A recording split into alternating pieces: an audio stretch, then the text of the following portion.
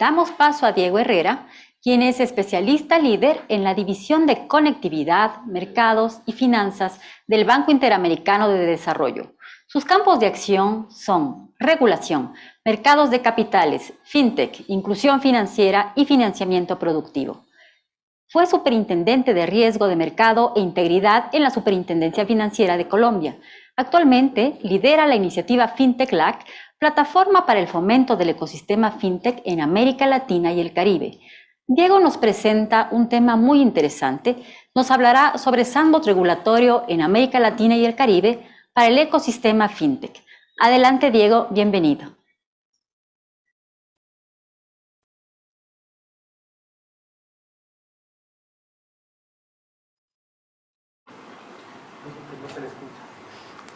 Diego, ¿nos escuchas?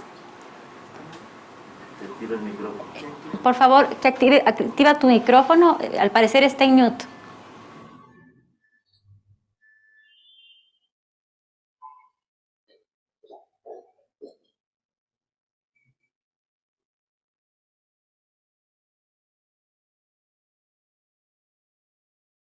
Todavía, Diego. Se demanda para que desactive.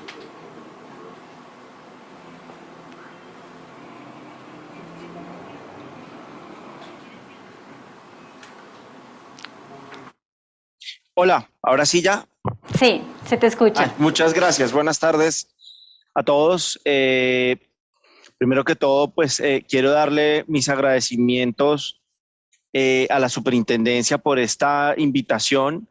Y pues bueno, voy a tratar de demorarme lo menos posible en mi presentación sin sacrificar la calidad del contenido, y voy a ir rápidamente sobre varios de los puntos que quisiera tocar el día de hoy, esencialmente todo el tema relacionado con denme un segundo, ya. Todo el tema relacionado con el sandbox regulatorio en la región. Entonces, rápidamente, quisiera solamente contarles que Fintech LAC pues es la red del ecosistema fintech, pero ahora red del ecosistema de inclusión financiera digital, que ha fundado el BID con el fin de juntar a los sectores público y privado de la inclusión financiera digital en América Latina y el Caribe. Tenemos varias publicaciones, hemos escrito sobre muchos temas de política pública. El más reciente es el tema de onboarding digital, y estamos escribiendo el panorama legal para crowdfunding, un documento de pagos para la Alianza del Pacífico, y también para el año 2022 vamos a tener un documento sobre finanzas abiertas. En los códigos QR que van a ver a lo largo de mi presentación pueden bajar toda la información de cada una de las slides. Hemos venido trabajando precisamente dentro de Fintech LAC con innovaciones regulatorias. Apoyamos a Brasil, específicamente a la Comisión de Valores Mobiliarios, en la implementación de un sandbox regulatorio. Estamos trabajando actualmente con 4 países de América Central en la implementación de hubs de innovación, que ahora más tarde les voy a explicar de qué se tratan, y también con los países de la Alianza del Pacífico. Esencialmente lo que hacemos, o nuestra forma de operar, es trabajamos inicialmente propuestas de política pública, posteriormente las implementamos y las proponemos en los países de la región y las trabajamos con las autoridades financieras. Ese es nuestro modo de operación, es coherente con lo que escribimos, y esencialmente, como se dice en inglés, we walk the talk. Esencialmente, lo que producimos por escrito lo implementamos en la práctica. Voy a mostrarles unos datos rápidamente del panorama fintech en América Latina y el Caribe. Voy a hacer un disclaimer. Los datos que van a ver a continuación pueden cambiar. Estamos terminando de ajustar un estudio con datos de 2021 para toda América Latina y el Caribe. Les pido el favor de no utilizar estas cifras bajo ninguna circunstancia de manera oficial. Y lo primero, pues, es que hay en total, luego de una mortandad importante el año pasado de algunas plataformas fintech en la región, alrededor de 2.300 plataformas, que de todas formas representa un crecimiento importante en los últimos 3 años de más de 100%. Las plataformas por país, pues esencialmente el número de plataformas están distribuidas esencialmente por el tamaño de los mercados. Y en el caso de Latinoamérica y el Caribe, pues efectivamente Brasil y México, que son los mercados más grandes, pues tienen alrededor del 50% del total del mercado, seguido por Colombia, Argentina y Chile. Y Ecuador actualmente pues tiene en nuestra contabilidad de plataformas 23 startups que representan el 2.6% del total de América Latina. Las plataformas están concentradas esencialmente en 4 subsegmentos. El primero es el de pagos y remesas, que llega a ser aproximadamente el 26% del número de plataformas, repito, seguido por las plataformas de préstamos y crowdfunding, que suman algo más del 25.5% del total, y luego todo lo que hace referencia al manejo de finanzas, tanto de empresas como de personas, llega a ser algo así como el 20% del total, seguido luego por plataformas de servicios tecnológicos, etcétera, etcétera. Un poco consistente con lo que, por ejemplo, Clementina les estaba contando en su presentación.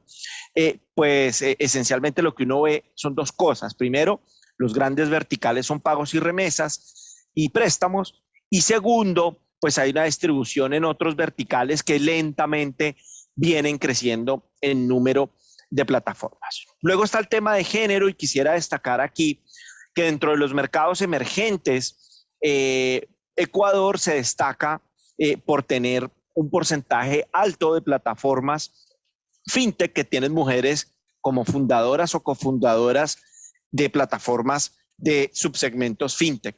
Es uno de los porcentajes más altos, de hecho, en la región, y quisiéramos destacar esto porque lo que estamos viendo es que fintech, no solamente desde el punto de vista de inversionistas y otro tipo de consumidores financieros, sino también de fundadores de startups, pues se viene consolidando como una herramienta de inclusión financiera muy importante.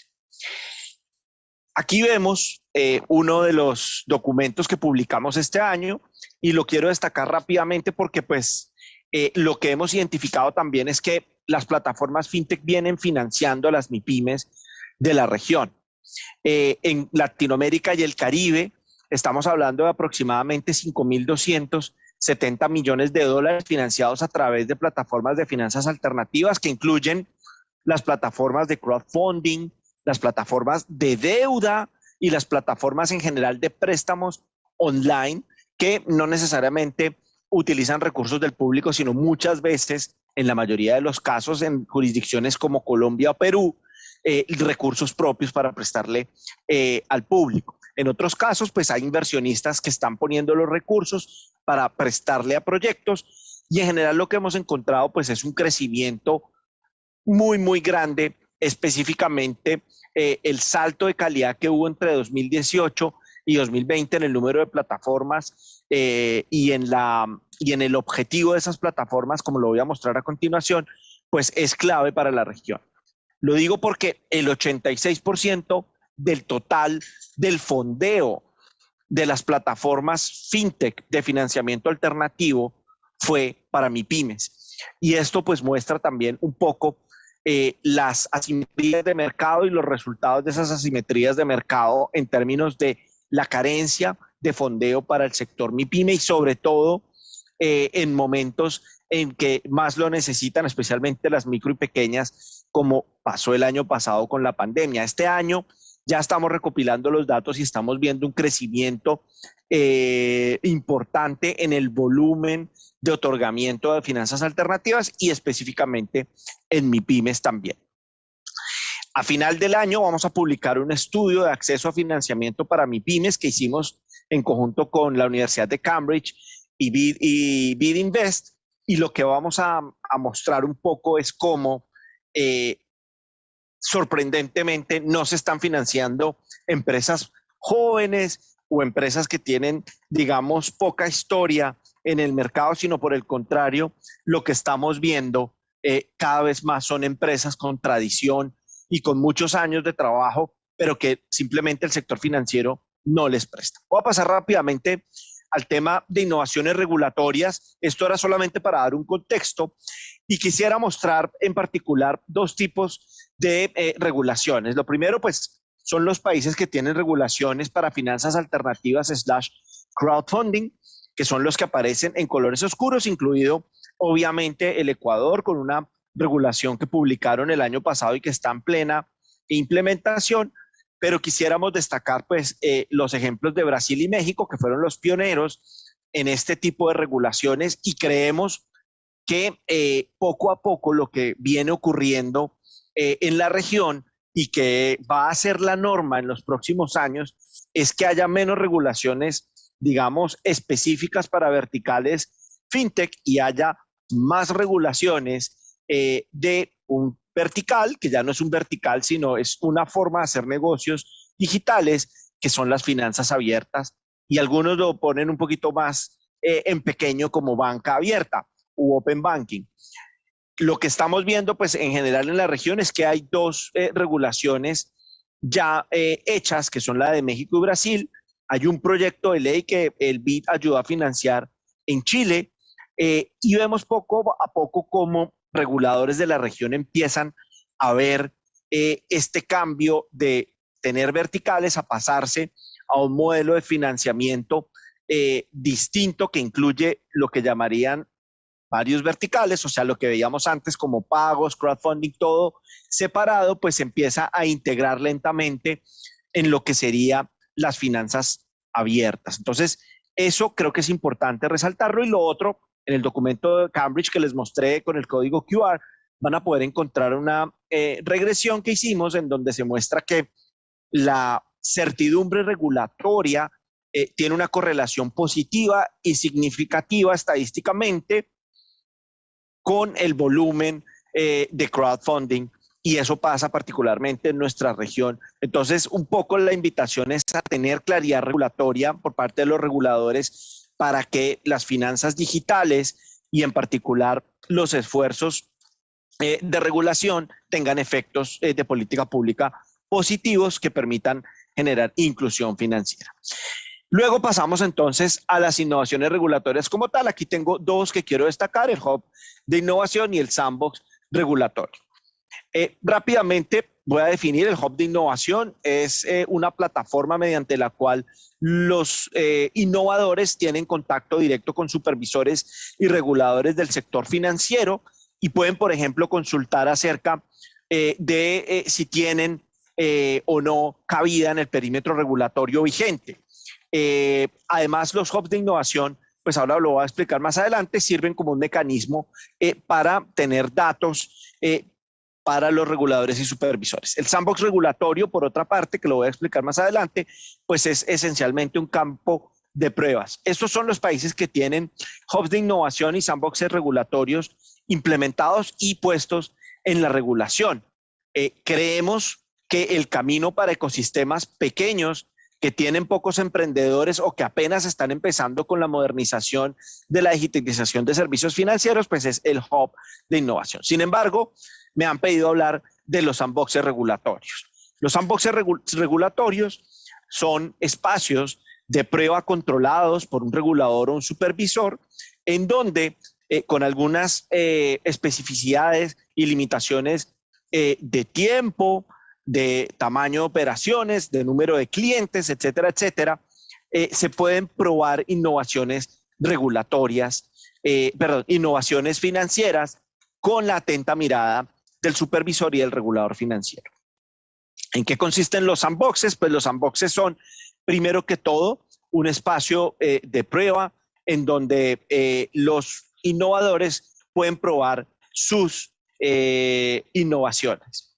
Tienen un tiempo limitado y eso quiere decir no son para siempre. Usualmente, como el caso de Brasil, por ejemplo, dura tiempos limitados. Caso de Brasil, 6 meses. En otros casos duran 3 meses, periodos que pueden ser ampliados.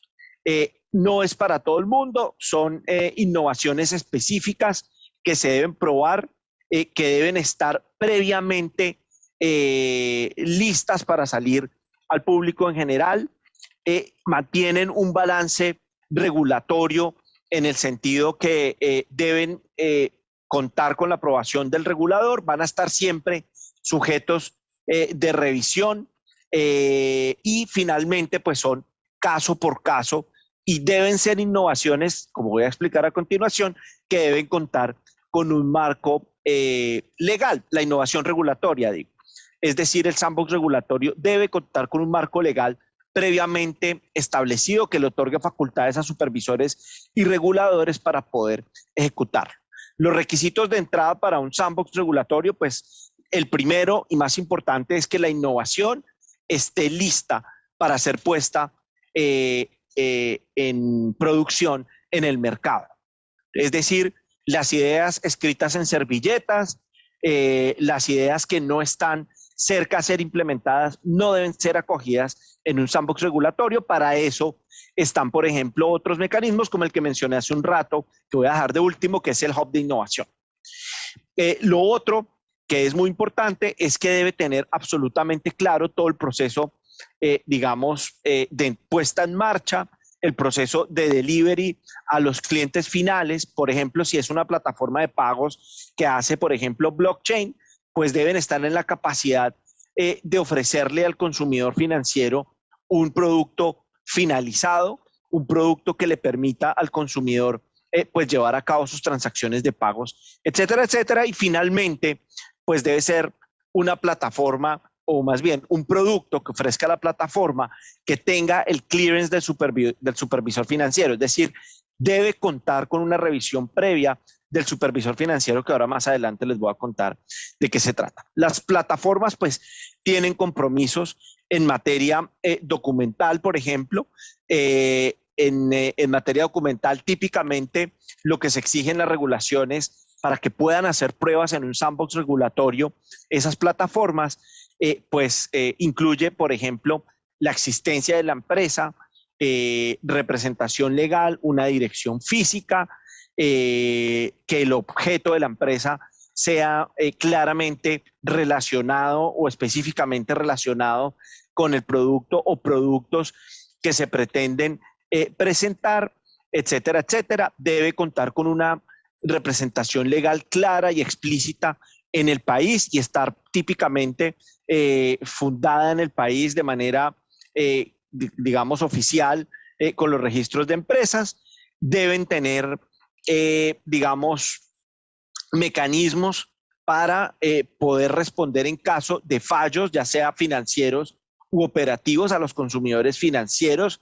Sin embargo, cuando un consumidor financiero entra a participar dentro de un sandbox regulatorio, el supervisor típicamente advertirá que pues, pertenece al sandbox regulatorio, que no es un producto vigilado o supervisado por esa entidad, pero que además tiene unos riesgos atados y que el supervisor no puede responder en el caso en el que haya situaciones complejas. Sin embargo, se le exige siempre a las empresas que participan de los sandboxes regulatorios tener mecanismos de respuesta. Y finalmente, pues, en el caso de una falla completa de la empresa por cualquier razón financiera, operativa o de cualquier otra índole, debe haber la capacidad de la empresa de hacer un marchitamiento de las operaciones y de responderle a todos y cada uno de los clientes.